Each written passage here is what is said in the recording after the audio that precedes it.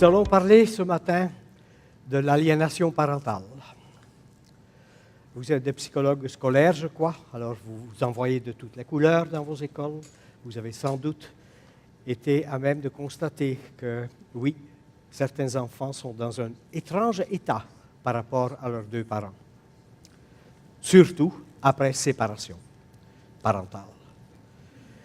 Je vais commencer par une définition de l'aliénation parentale, définition qui aujourd'hui fait unanimité, du moins parmi ceux qui croient à l'existence de l'aliénation parentale, parce que, comme on verra, ce n'est pas unanime, ce n'est pas tous les psys même qui croient à l'existence de l'aliénation parentale.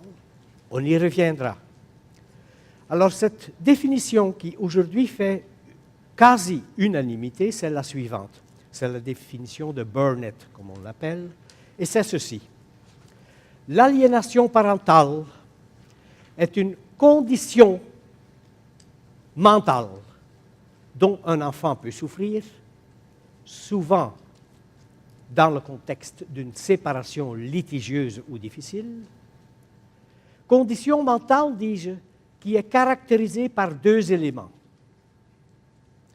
Premièrement, cet enfant se allie très fortement avec un parent, et on appelle ça le parent préféré. Et deuxièmement, cet enfant rejette l'autre parent de façon injustifiée. On appelle ça le parent aliéné. Nous y reviendrons parce que je suis sûr que vous êtes déjà un peu surpris d'entendre cette définition. Ce n'est pas celle-là qui circule dans la rue ou que l'homme de la rue va adopter, ou même dans un contexte judiciaire. Par exemple, j'entends souvent des définitions anciennes et qui ne sont pas du tout conformes à ce que nous avons découvert jusqu'ici. Qu'est-ce qui m'autorise de parler de ce truc? Qu'est-ce qui fait que ce matin, je ose vous parler pendant 3 heures d'aliénation parentale? Eh bien, j'ai été en réalité assez impliqué, avec bien d'autres évidemment, dans la découverte de ce truc-là. Et justement, j'aimerais vous parler un peu de cela.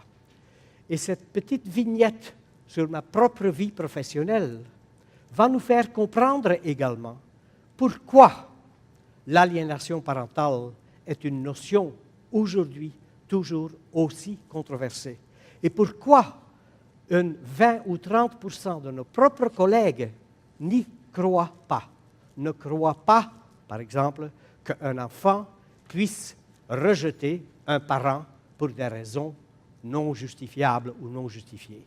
C'est-à-dire, il y en a 20% parmi nous qui croient où il y a de la fumée, il y a du feu.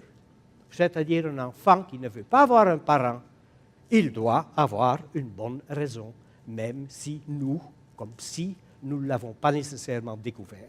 Vous voyez le sens de la controverse.